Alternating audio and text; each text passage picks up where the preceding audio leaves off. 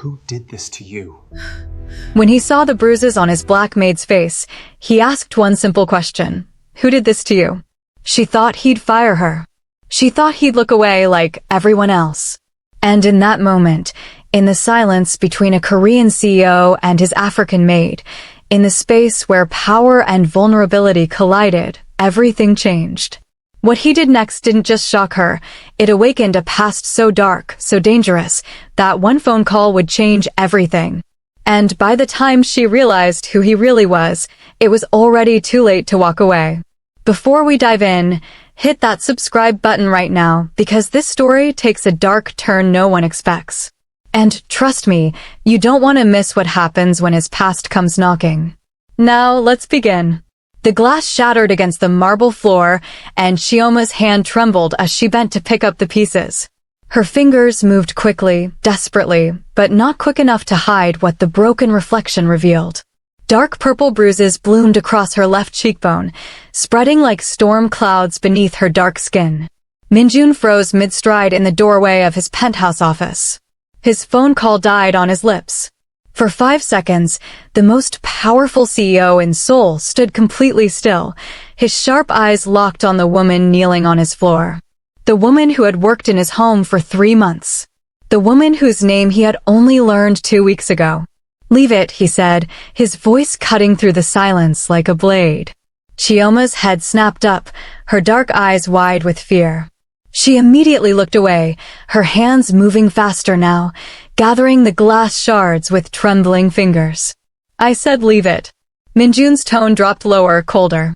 He crossed the room in 3 measured steps and stood over her. "Look at me." She didn't. Her braids fell forward, hiding her face as she continued cleaning. A small drop of blood appeared on her finger where a glass shard had cut her. "I'm sorry, Mr. Kang," Chioma whispered, her accent thick with tension. "I'll clean this properly. I'll replace the glass. Please, I just need." "Who did this to you?" The question hung in the air. Chioma's breathing quickened. She tried to pull her wrist away, but his grip held firm. "No one, sir. I fell. You fell." Something flickered behind his eyes. "Something dangerous." "Your face hit what exactly?" "A fist-shaped wall." Chioma's jaw clenched.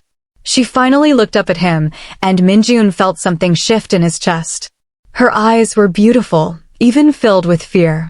"It's nothing, Mr. Kong. Please, I need this job." "I can't," her voice cracked. "I have family depending on me. Back home. I can't lose this position." Minjun released her wrist and stood, pulling out his phone. He made a single call. "Young-ho, clear my schedule for the next 2 hours." He ended the call and looked down at Chioma. "Go to the kitchen. Sit down. Don't move until I come back."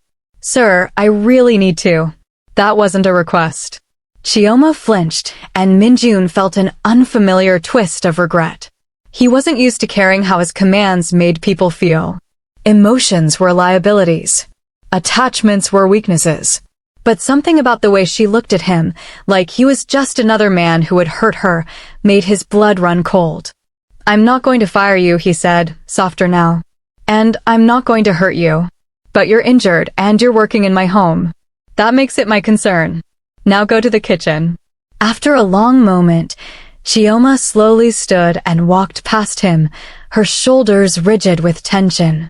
Minjun pulled out his phone again and scrolled through his contacts until he found a name he hadn't used in 2 years.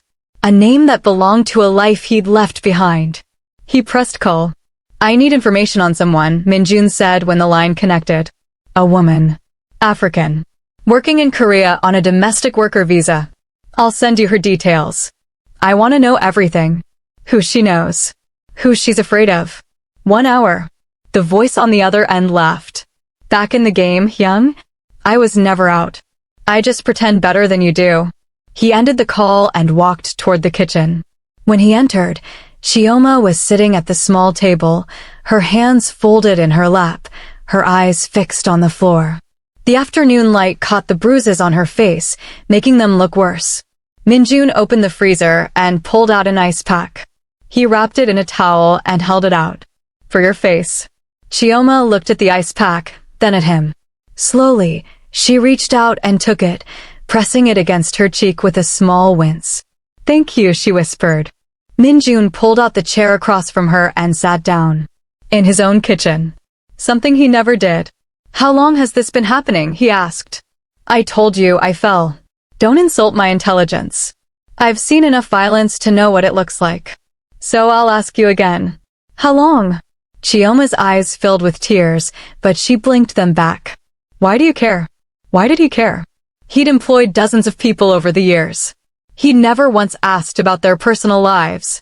But something about her made him care. Maybe it was the quiet dignity in the way she worked. Maybe it was the soft humming he sometimes heard when she thought she was alone. Or maybe it was just that he was tired of pretending to be someone he wasn't. "Because you work for me," he said finally. "And what's mine is protected." The words came out more possessive than he'd intended. Chioma's eyes widened slightly, but she didn't look away this time. They sat in silence, the ice pack dripping condensation onto the table, soul sprawling endlessly beyond the windows. Minjun's phone buzzed. A message. The information he'd requested. Chioma Okafor, 28 years old. Arrived in Korea 18 months ago. Sending money home to Nigeria every month to support her younger siblings. Living in a shared apartment in Itaewon. And currently being extorted by a man named Park Sungmin. A loan shark with connections to the Jade Dragon Syndicate. Minjun's jaw tightened as he read. The bruises weren't random. They were a message. A warning. He looked up at Chioma. This man who hurt you. Does he want money? Chioma's hand jerked, nearly dropping the ice pack. How did you answer the question? She stood abruptly. I need to go. I shouldn't have come to work today. Sit down. I can't. Sit down. Despite herself, Chioma sank back into the chair. Minjun leaned forward. You're in debt to a loan shark. He's threatening you. Probably threatening to have you deported if you don't pay. Am I right? Chioma's silence was answer enough. How much do you owe? It doesn't matter. It's my problem. How much, Chioma? Hearing her name in his voice did something strange to her. Made her feel seen. Real. She swallowed hard. 15 million won. About $11,000. Her voice broke. I borrowed 5 million to send home when my brother got sick. But the interest keeps growing. And now he says if I don't pay everything by the end of the month, he'll make sure I never work in Korea again. He'll tell immigration I'm working illegally. He'll hurt my family back home. Minjun sat back. 15 million won. To him, it was nothing. To her, it was everything. I'll pay it. Chioma's head snapped up. What? I'll pay your debt. All of it. Today. No. The word came out sharp, desperate. No, Mr. Kong, I can't let you. You're not letting me do anything. I'm choosing to do it. I can't accept that. Chioma stood again. I don't want your charity. I don't want to owe anyone. That's how I got into this mess. Minjun rose slowly, his height suddenly intimidating. He took a step toward her, and Chioma instinctively stepped back until her spine hit the counter. He stopped. You won't owe me, he said quietly. Consider it a bonus. I'm a maid, Mr. Kong. I don't deserve a 15 million won bonus. I decide what you deserve. His voice was soft now, almost gentle, but there was something underneath. Something protective and dangerous. And I've decided that no one hurts you. Not while you're under my roof. Not while you're in my city. The way he said my city sent a shiver down her spine. Like he owned it. Why are you doing this? She asked. You don't even know me. Minjun was quiet for a long moment. Maybe I want to. The air between them shifted. Changed. Became charged with something neither could name. Chioma's breath caught as Minjun took another step closer. Not threatening. Just close. Close enough that she could smell his cologne. Close enough to see the amber in his dark eyes. Let me help you, he said softly. Please. She'd never heard him say please before. It disarmed her completely. Okay, she whispered. Okay. Minjun nodded once, then stepped back, pulling out his phone. He made another call, speaking rapid Korean. When he hung up, he looked at her. It's done. The money will be transferred within the hour. I'll have someone deliver proof of payment to Park Sungmin. You won't hear from him again. Just like that. Just like that. Chioma felt tears prick her eyes. I don't know how to thank you. You don't need to thank me. But you do need to promise me something. Anything. If anyone threatens you again, if anyone so much as looks at you wrong, you come to me immediately. Understood? There was something dark and protective in his tone that made her heart race. She nodded. Understood. Good. Take the rest of the day off. Go home. Rest. But as Chioma turned to leave, Minjun's phone buzzed again. He read it, and his entire body went rigid. Wait, he said sharply. Chioma froze. What is it? Minjun stared at his phone, his jaw clenched. When he looked up, his eyes were different. Harder. Colder. This Park Sung-min. Did he ever mention who he works for? No. Why? Minjun's fingers tightened around his phone. Because he's not just a loan shark. He's a collector for the Jade Dragon Syndicate. One of the most dangerous crime organizations in Seoul. The temperature in the room seemed to drop. Chioma felt her legs go weak. What does that mean? Minjun looked at her, and for the first time since she'd met him, she saw something like concern cross his face. Real concern. It means paying your debt won't be enough, he said quietly. The Jade Dragons don't just let people walk away. Once you're on their radar, you stay on their radar. Unless someone with more power makes them back off. And where would I find someone like that? Minjun's smile was sharp and cold. You're looking at him. The words hung in the air. Chioma stared at Minjun, trying to reconcile the cold CEO with the dangerous man suddenly standing before her. I don't understand, she said slowly. You don't need to understand. You just need to trust me. Minjun moved toward the door. Come with me. Where are we going? Somewhere you'll be safe while I handle this. Mr. Kong, I can't ask you to. He turned back, and the look in his eyes stopped her cold. You didn't ask. I'm telling you how this is going to go. You're going to pack a bag. You're going to stay in one of my properties until this is resolved. And you're going to let me do what needs to be done. This is insane. You're talking about going against organized crime. They could kill you. They could try. The way he said it, so calm and certain, sent ice through her veins. But they won't succeed. 20 minutes later, they were in Minjun's car, his driver navigating through Seoul traffic toward Itaewon. Chioma sat beside him, acutely aware of the space between them. The expensive leather.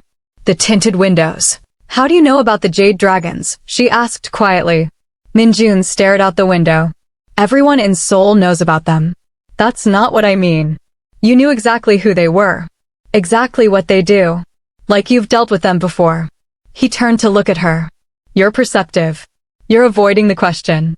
A ghost of a smile crossed his lips. I am. Why won't you tell me? Because some things are better left in the past. Minjun's voice was quiet. I built my company from nothing, Chioma. I made choices. Some good, some necessary, some I'm not proud of. But everything I did to survive. To become someone who couldn't be touched. It sounds lonely. The observation surprised him. It is. Then why do it? Because lonely is better than dead. The car fell silent. When they reached her apartment building, Minjun insisted on coming up with her. The building was old, the hallways narrow and poorly lit. Chioma felt embarrassed suddenly, seeing her world through his eyes. But Minjun didn't seem bothered. He simply followed her up 3 flights of stairs to her door. Wait here, Chioma said, fumbling for her keys. But as soon as she opened the door, she knew something was wrong. The apartment was too quiet. And there, sitting on her small couch, was Park Sung-min. He smiled when he saw her. Chioma, you're late with this month's payment. Minjun stepped into the doorway beside her, and Park's smile faltered. The loan shark stood slowly, his eyes narrowing. Who the hell are you? Park demanded. Someone you should have left alone, Minjun said calmly. Park laughed, but there was an edge to it. Is this your new boyfriend, Chioma? You think some rich boy is going to save you? Her debt is paid, Minjun said. You'll receive confirmation of the transfer within the hour. This matter is closed. Is that right? Park took a step forward, his hand moving to his jacket. See, I don't think you understand how this works. The Jade Dragons don't just take money and walk away. We own people. And Chioma here, she's ours until we say different. Minjun's expression didn't change, but something in the air shifted. Say that again. I said she's. Minjun moved. 1 second he was standing still, the next he'd crossed the room and had Park pinned against the wall by his throat. The speed was inhuman. Park's eyes bulged as he struggled. Listen very carefully, Minjun said softly. You're going to walk out of here. You're going to tell your bosses that Chioma Okafor is under my protection. And if anyone from the Jade Dragons comes near her again, I will personally dismantle your entire organization. Park tried to speak, but Minjun's grip tightened. Do you know who I am? Do you know what I did before I became a CEO? Something flickered in Park's eyes. Recognition. Fear. You've heard the stories, haven't you? Minjun leaned closer. About the shadow. About what he did to the Red Phoenix Triad. About how he walked away from that life and nobody dared come after him. Park's face had gone pale. That was 8 years ago, Minjun continued. I'd hoped to never be that person again. But if you force my hand, I'll remind Seoul exactly why they used to fear me. Minjun released him, and Park collapsed to the floor, coughing. Get out, Minjun said simply. Park scrambled to his feet and ran, stumbling out of the apartment. The doors slammed behind him. Chioma stood frozen in the doorway, her heart pounding. She stared at Minjun, at this stranger wearing her employer's face. His chest was rising and falling with controlled breaths. His hands hung loose at his sides. Minjun, she whispered. What are you? He turned to face her, and in his eyes she saw everything. The violence he'd done. The life he'd left behind. The darkness he kept locked away. I'm the man who's going to keep you safe, he said quietly. No matter what it costs. Chioma should have been terrified. Should have run. Instead, she took a step forward. Then another. Until she was standing right in front of him. Show me, she said. Show me who you really are. And for the first time in 8 years, Minjun felt the walls he'd built around himself begin to crack. They didn't speak as Minjun helped her pack. Chioma moved through her apartment gathering clothes, toiletries, the few precious belongings she'd brought from Nigeria. Minjun stood by the window, watching the street below with the alertness of a soldier. You're watching for them, Chioma said. The Jade Dragons. Park will report back. They'll want to know who I am. Minjun's joy tightened. I bought us time, but not much. Why did they call you the Shadow? He was quiet for so long she thought he wouldn't answer. Then, because I moved through their world without leaving traces. I handled problems that no one else could handle. Chioma's hands stilled. You killed people. Yes. No hesitation. No apology. How many? Enough to know I never want to do it again. Minjun turned to face her. I was 17 when the Red Phoenix Triad recruited me. Orphan. Nobody. Nothing to lose. They gave me purpose. Power. A family. His voice was hollow. It took me 5 years to realize I'd sold my soul for it. So you left. I burned it all down. Their operations. Their money. Their leadership. I left them crippled and walked away with enough information to ensure they'd never come after me. He laughed bitterly. I thought I could bury that person. Become someone clean. Build a legitimate empire and pretend the blood on my hands had washed away. Chioma zipped her suitcase closed and stood. But it never really washes away, does it? No, it doesn't. She should have been afraid. Every logical part of her brain screamed to run. But logic had abandoned her the moment he'd stood between her and Park. I'm not afraid of you, she said quietly. Minjun's expression cracked. You should be. Maybe. Chioma picked up her suitcase and walked toward him, stopping when she was close enough to see the gold in his dark eyes. But I'm not. You want to know why? He didn't answer, just watched her. Because when you looked at my bruises, you didn't see a maid. You didn't see someone beneath you. You saw someone who needed protection, and you didn't hesitate. Her voice dropped. That's not the action of a monster, Minjun. That's the action of a good man trying to atone for his past. Something shifted in his expression. Something vulnerable and raw. For a moment, he looked like a man who'd been alone for too long. Chioma, he said softly, and her name in his voice was like a prayer. If you stay close to me, you'll be in danger. Real danger. I'm already in danger. At least with you, I have a chance. The corner of his mouth lifted.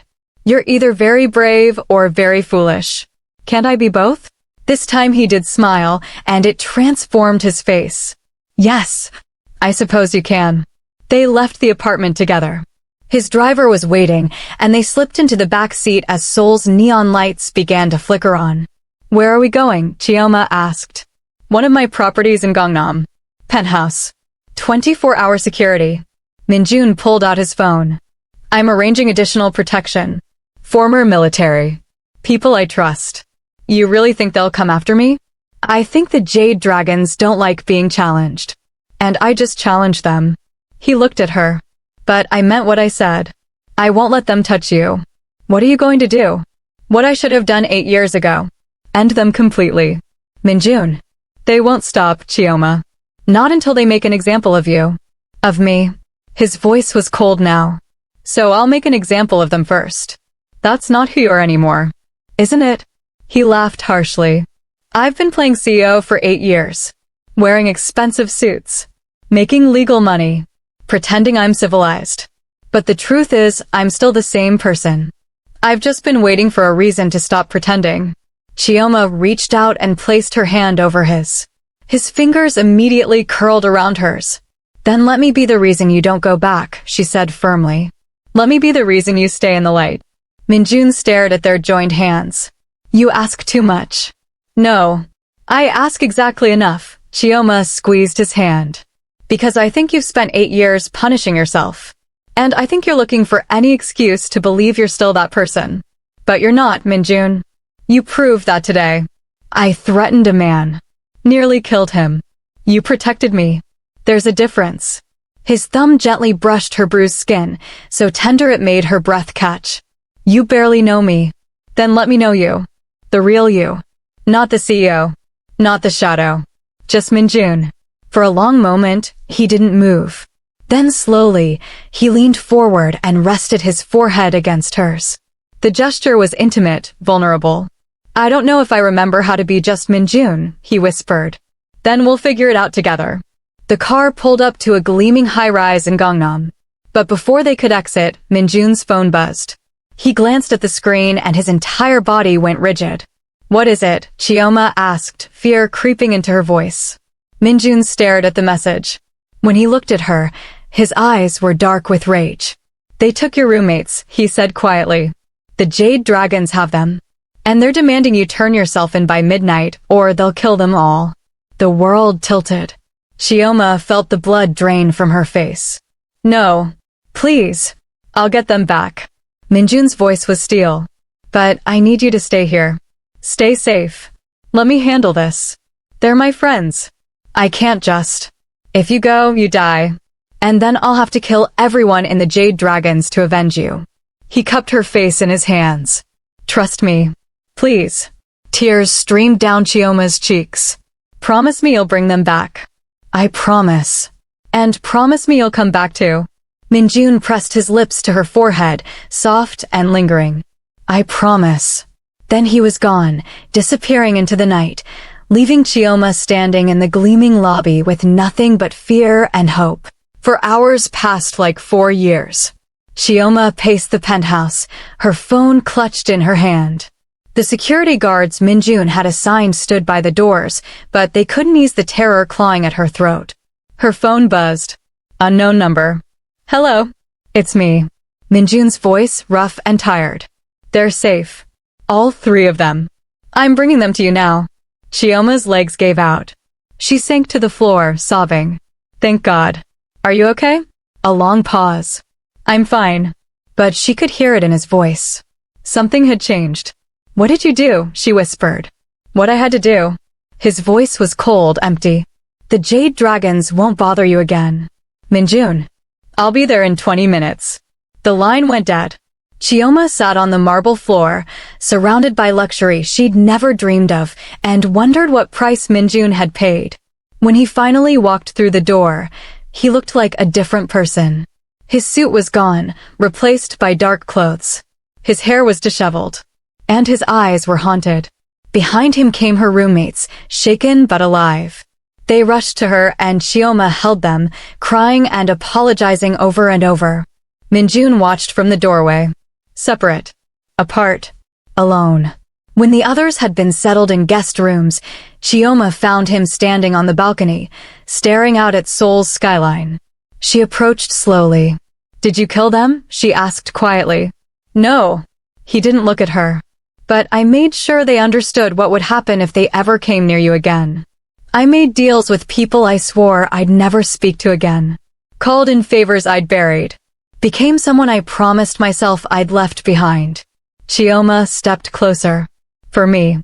For you." Finally, he turned to face her. "And I'd do it again. That's what terrifies me, Chioma. I'd burn the whole city down if it meant keeping you safe." She reached up and touched his face, and he leaned into her palm like a man starving for gentleness. "Then maybe we're both a little foolish. Because I'd let you." His arms came around her, pulling her close. She could feel his heart pounding, could feel the tremor in his hands as he held her. "This isn't over," he said against her hair. "My past, your present. There are pieces still moving. I know. People will come. Enemies I thought I'd buried. I know. You should leave. Go somewhere safe where I can't drag you into my darkness." Chioma pulled back just enough to look into his eyes. "No, Chioma. I said no." She smiled, fierce and unafraid. "You don't get to protect me from yourself. We face it together, or not at all." Minjun stared at her, something like wonder in his expression. Then he leaned down, his lips inches from hers, his breath warm against her skin. "Chioma, His phone buzzed. Once. Twice. 3 times in rapid succession. He pulled it out, and his face went white.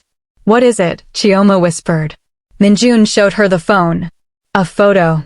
Taken from across the street. The two of them on the balcony. Together. Below it, a message in Korean. Minjun translated, his voice hollow. "The Red Phoenix remembers. And we're coming home." The phone slipped from his hand and shattered on the marble floor. Chioma stared at the broken phone, then at Minjun, whose face had drained of all color. "Who are the Red Phoenix?" she asked, though part of her already knew. Minjun's hands were shaking. For the first time since she'd met him, he looked genuinely afraid. "The triad I destroyed 8 years ago," he whispered. "The ones who should have stayed dead." Soul glittered beneath them, beautiful and dangerous. And somewhere in those neon-lit shadows, something ancient and hungry was waking up. The real game was just beginning. If you're hooked and need to know what happens next, subscribe to this channel right now so you don't miss part 2. Drop a comment below and tell me what you think the Red Phoenix wants, and smash that like button if you want to see this story continue. Trust me, what's coming next will blow your mind. The past doesn't just knock, it kicks down the door. And when it does, everything changes. See you in the next one.